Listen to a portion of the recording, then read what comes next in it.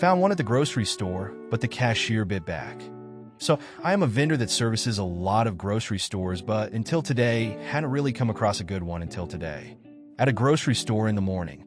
Fairly slow, one lane, open plus 4 self-checkout lines.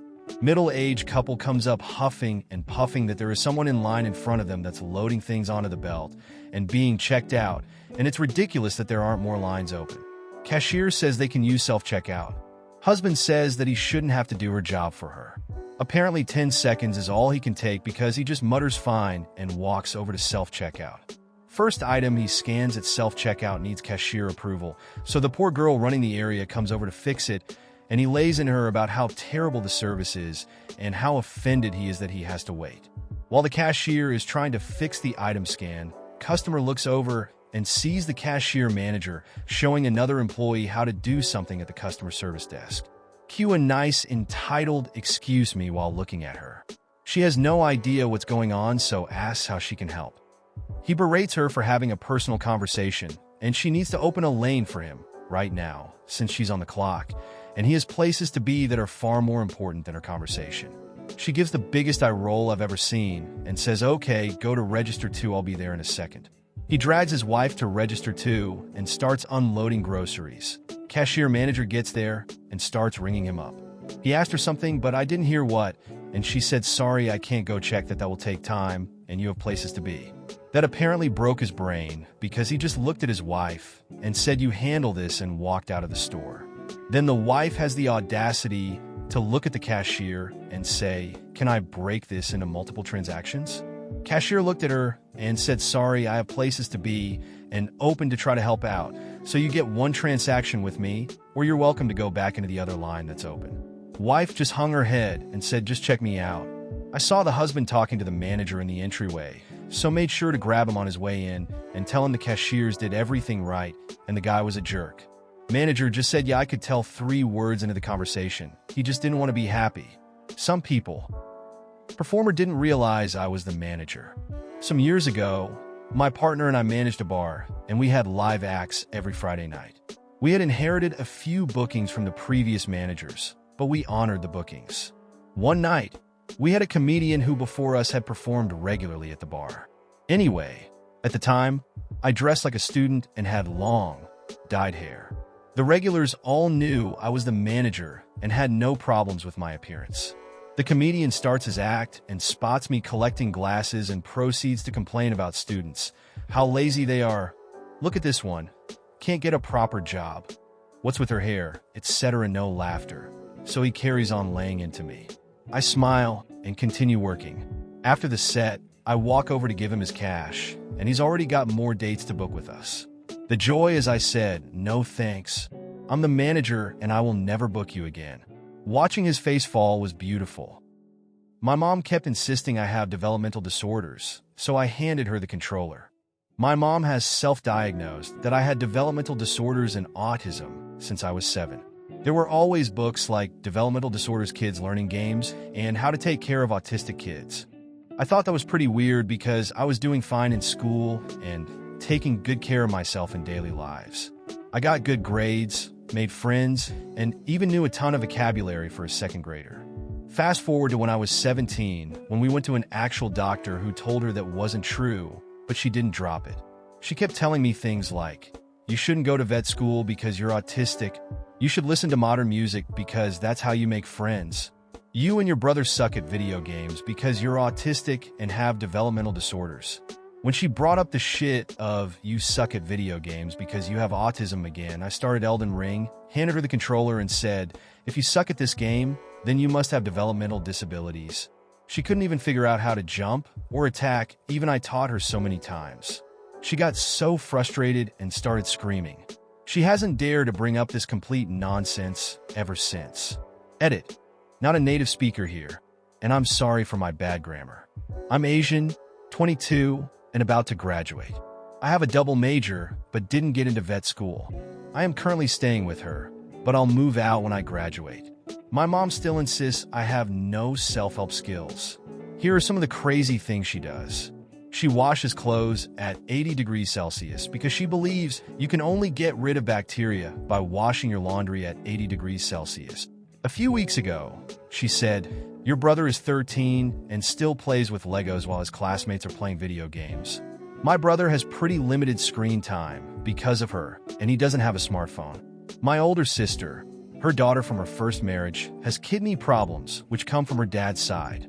The doctor says I'm fine, but my mom used to force me to drink 3,000 to 4,000 milliliters of water every day and would yell at me if she thinks I don't comply.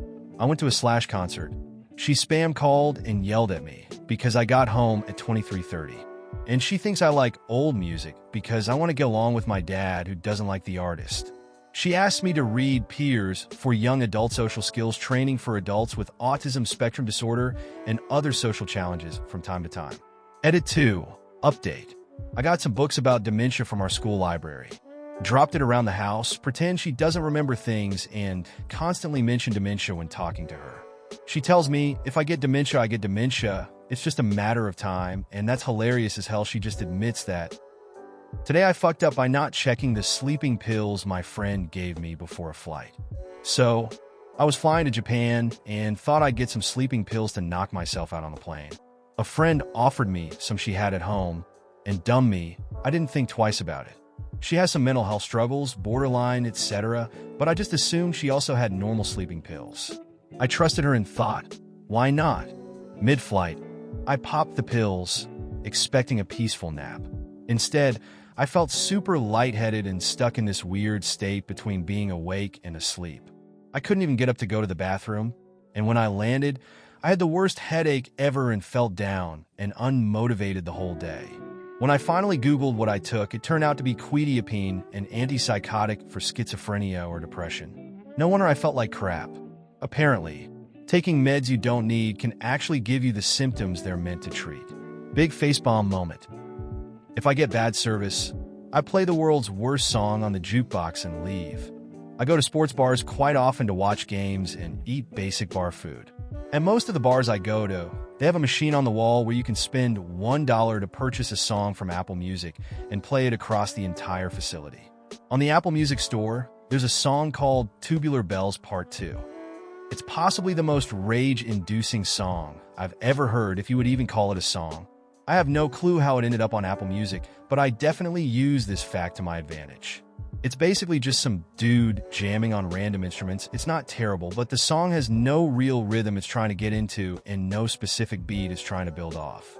It's like the beginning of a Pink Floyd song that just constantly builds up, and the second you think he or she is going to get into rhythm or start jamming out, they either change instruments entirely or restart and continue playing different chords. It quite literally will drive you nuts if you're forced to listen to it. And the best part is it's 26 minutes long. I've been in a few bars where there was no way for the bartender or waiter to cancel the song out without flipping the breaker, powering the sound system to reboot it. I've stuck around a few times to see everyone suffer. But the last few times I've done it, I've immediately left as to not blow my cover. Last month, I went to a pretty large chain sports bar that I won't name and got absolutely terrible service. Food was bad. Server came to refill our beers once in over an hour, and we had to go to the bar a few times to top off. And to make the matter worse, we got kicked out of our table after an hour and a half, cause apparently our table was reserved for a specific time for a ball game that came on soon. No big deal though, I get it, so we just moved to the bar. I was a bit frustrated as I've been to this place many times before, and we usually get much better service. I wasn't mad or anything, but I was annoyed enough where I decided I was going to make everyone's ears bleed for a little while before they shut the music system down to play the ball game on the sound system across the restaurant. Seeing the visible confusion and frustration across everyone's face across the entire bar is a good way to make an okay night great. To those of you who frequent bars and restaurants with a music box on the wall, you're welcome. I lie to my parents about money, so I can have a better life. I've never admitted this to anyone except my husband, but I come from a family where everyone borrows money from everyone. My dad, guilt tripped me into taking out close to $30,000 in loans, which is crap ton of debt in the country I'm in, to help him get his business off the ground. My aunts and uncles are always borrowing money to each other. Although I've managed to bring our debt down considerably, he doesn't understand the impact it's had on me. My parents even had the audacity to ask my husband for his inheritance to help the business out. All because we're family. But I lied to them about how much he actually got because it's my husband's money. I hate it so much. I think this mentality of borrowing money is a poverty mindset. And so now I just lie to them and tell them we never have any money, that we're living check to check even though we're financially stable and doing well for ourselves. We live on little so my family doesn't know we have money. I sometimes feel guilty, but then I get over that very quickly when I see them by buying motorbikes and new cars and spending $400 each on leather jackets. I will continue lying to them even if they're struggling financially because they don't make smart financial decisions, and I don't want that for myself. I want generational wealth, but they are alive in the now kind of people. Assigned seat? You sure about that? When my wife and I were in college in the late 80s, we had mandatory chapel. They took roll by observing empty seats and then assessing a fine after so many absences. We came to college after my stint in the military. We arrived with 2 small children. The youngest was only a couple of months old, and he was a screamer when upset. When we were getting our chapel seats, we asked to be close to the back and on an end so that we could take the baby out if necessary. We ended up in the middle of row L, last row being AA. Okay, we made friends with our nearby students.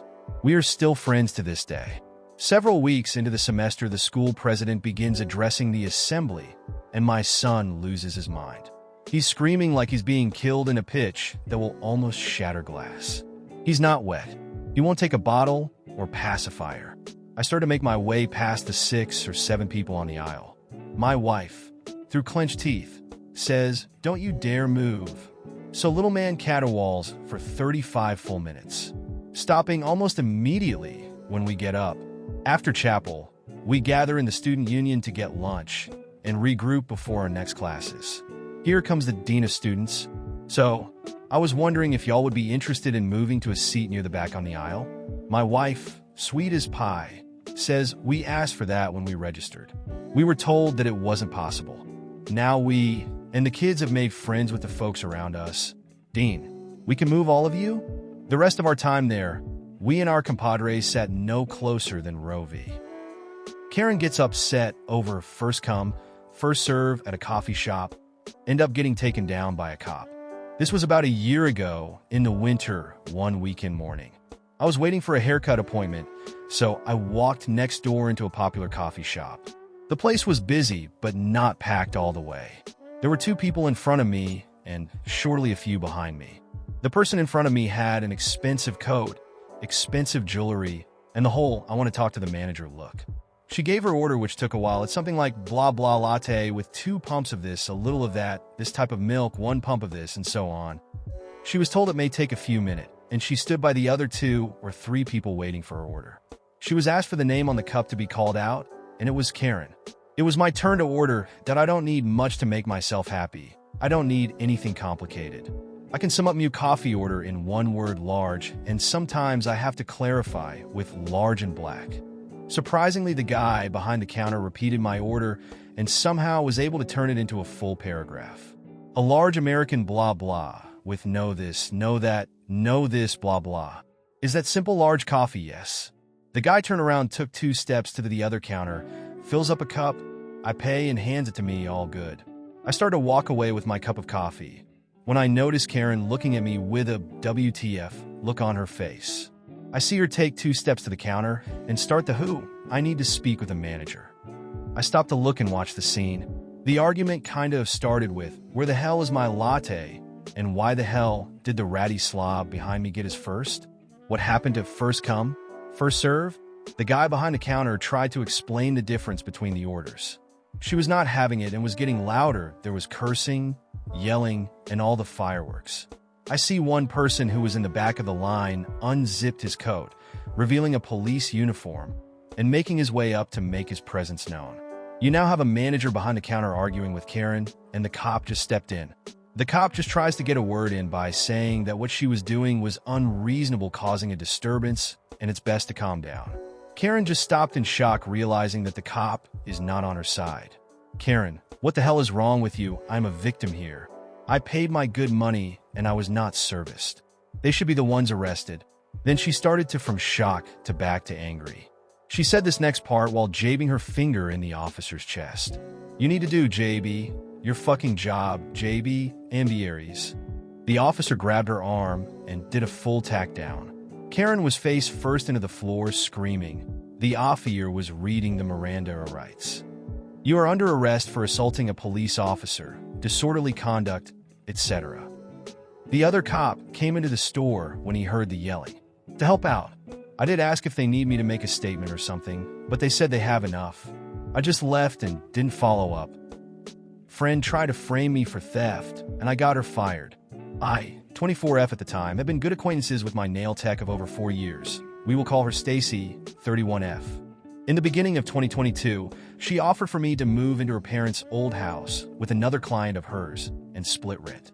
I've been wanting to move out for a while and thought it would be a perfect opportunity as I would know my landlord to be her brother that we will call Simon, 35M. As I was a week away from moving in, my mother passed away unexpectedly. I was devastated and had to take care of all of her assets and my father within less than 24 hours. It was a rough beginning of the year, but Stacy was there for me. At first, she would always check in on me and try to cheer me up with dinners and hangouts. We were becoming close, and I thought I was making a friend for life at this point. Well, how wrong I was. 3 months after my mother passed, I had quit my job due to HR spreading rumors about my usage of PTO for grief. Story for another day. When I told Stacy, she offered me a job at the nail salon as a receptionist. I was excited to work at the place I went to relax from Manus and Petus and hang out with my friend who would be my assistant manager. Things were great at first, and I even started making new friendships with others. I am still close with many of them to this day, but one of them named Alice, 26F, was apparently going to buy new roommate in the fall, as my previous roommate ended her lease early. Lots of drama there too. I've got so many side stories. Alice and I began to hang out outside of work, so we can learn more about each other since we would become roommates. Well, this made Stacy unhappy, and she began to stir drama. She would tell me lies about my co-workers, such as they talked bad about my weight, judging my boyfriend, backstabbing each other. Stacy told me so many things that I felt I couldn't trust anyone there for a while, but that changed when Stacy traveled abroad for a week and returned to work. Stacy informed Alice and me literally 3 days before Alice was to move in that she was also moving in, but not to live there, to open her own nail salon. Alice and I were confused, like where would the salon go? Stacy told us it would be in the back of the house, across from my bedroom. Alice and I were shocked and pissed off. Alice decided not to move in because of it, and I didn't blame her for it. But now I am stuck living across from a nail salon, and Stacy began to show some true colors, and her deceit began to surface. Alice talked with some of the other nail techs, and they told her that Stacy has done similar things before to receptionists. She would be nice to them at first, then alienate them from the other nail techs because she wanted to manipulate the sales so she made more money. Then when the receptionist would find out, drama would unfold, and the issues would be blamed on the receptionist. I didn't want to believe it at first, but since she began to act suspicious with wanting to open a salon in the house I was renting in, which went against my lease, I began to move in the shadows and investigated. Stacy began to take things from the salon she claimed were hers without informing the owner. She has been friends with the owner, we will call him Nick, 34M, for over 11 years, so they were really close. However, Nick began reaching out to me directly because he was told I wasn't doing my job correctly. Of course, I asked him what was it that I wasn't doing, and he told me I was overcharging clients. I asked him what the prices were to everything. I played dumb and set them up. Stacy began changing the prices again, and I began taking screenshots and documenting. I also told him we were running out of certain supplies and told me that was impossible because he recently bought them. I told him that's what Stacy told me we needed, but then she would tell me that's not what she meant. Weird. Then the final straw happened. One day, she asked me to take some boxes to her car, and I agreed. I didn't know what was in the boxes until I placed them in her trunk. It was some waxing supplies like the waxing beads, sticks, wet wipes, etc. Also some rhinestones, special gel polishes, and other nail items. A week later, Alice tells me that Nick is investigating in missing supplies. Guess which supplies? Yep, you're correct. The ones I carried to her car. And yes, the supplies are at the house that I am renting because that is where her new salon will be. And there are cameras in the salon. My heart dropped, and I knew that Stacy was trying to frame me like she did with previous receptionists. I was hurt because I thought she cared about me, but I had already gathered enough evidence, and it was time I came out of the shadows. I compiled a list of everything she had done for the past 3 months, from missing supplies, overcharging, stealing clients by referring them to her salon without an LLC and expired license, defamation on current and previous employees, and text messages about her plans for her new salon, with a specific message saying she is doing this because Nick was a con artist. I texted Nick I needed to talk to him, and he set up a time for 3 days. I told Alice and all my other co-workers about it, and they said they would have my back if Nick asked them. Stacy came in the next day and tried to be sweet to me. I gave her a cold shoulder and told her I'll talk to you after work. She looked nervous but began working.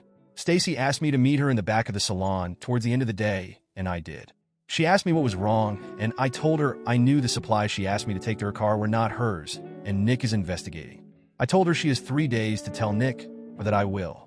She told me she would, and for the next 3 days she called, texted, and even came to me at work to reassure me she took care of the situation. She even told me Nick already knows I took the supplies, and I don't even need to talk to him. But I still did. Nick arrives and Stacy didn't show up to work. Nick asks where is Stacy, and I told him avoiding you because she has been deceiving you. I told him everything and showed him the evidence. He looked pained and told me this isn't the first time Stacy has done something to hurt my business, but this has gone too far. He told me I should not renew my lease, wasn't planning to, and that he will be talking to Stacy about all of this. He asked if it was okay if he mentioned me, and I told him I wanted her to know it was me. That night, Stacy blew up my phone calling me a liar and asking how could I betray her for everything she did for me. I told her yes, she did a lot for me, but that doesn't make it okay to frame me for theft. She tried to tell me it was hers, and I sent her the screenshots of receipts that it was under Nick's card. She then said I had been brainwashed by the other nail techs and that they've been out to get her since day one. She texted a lot of nonsense, but I just kept mentioning the theft and told her this is over. She said she would tell Simon to not renew my lease, and I told her I wasn't planning on it anyways. Fast forward a week, Nick texts me that I need to change the passwords from the system and to take Stacy out. He was changing the locks and access codes to everything because he fired Stacy. He thanked me for my honesty and told me I am temporary assistant manager, but I left 2 months after to go back into my field of psychology. I moved in with my now husband.